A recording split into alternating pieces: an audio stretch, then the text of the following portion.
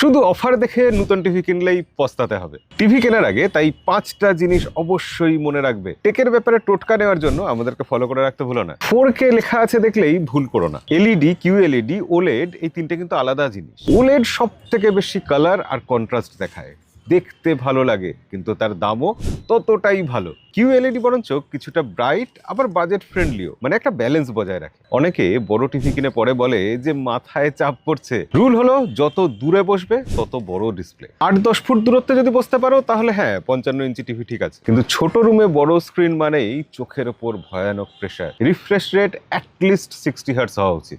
Sports, gaming, খুব fast কোনো content এগুলো যদি দেখতে চাও নিয়মিত তাহলে 120 হার্টজ নাও। আর ভালো প্রসেসর যদি থাকে তাহলে ইউআই ল্যাগ করবে না। টিভিতে বিভিন্ন ওটিটি প্ল্যাটফর্ম শিফট করতে গিয়ে হাঁ করে তাকিয়ে থাকতে হবে না। গুগল টিভি বা অ্যান্ড্রয়েড টিভি এই দুটো যদি হয় তাহলে ফিউচার সেফ, কারণ সব ওটিটি আপডেটস, ভয়েস কন্ট্রোলস সবকিছু কিন্তু পাবে। আননোন ব্র্যান্ড যদি নাও পরে কিন্তু অ্যাপ সাপোর্ট বন্ধ হয়ে যেতে পারে। সাউন্ড, পোর্টস আর after sale service. Dolby Atmos যদি থাকে ভালো এক্সপিরিয়েন্স পাবে। HDMI 2.1, ব্লুটুথ, ওয়াইফাই এগুলো থাকলে ভালো, এগুলো ফিউচার প্রুফ। আর সব থেকে ইম্পর্টেন্ট, সার্ভিস সেন্টার আছে কিনা দেখে নাও। শেষে একটাই কথা বলবো, দোকানের ডেমো দেখো, ব্রাইটনেস আর কালার এগুলো নিজের চোখ দিয়ে চেক করে নাও, কারণ ইউটিউব রিভিউ আর রিয়েল লাইফ দুটো এক জিনিস নয়। এবার বলো দেখি তুমি কোন ব্র্যান্ডের কথা ভাবছো, কমেন্টে লিখে জানিও।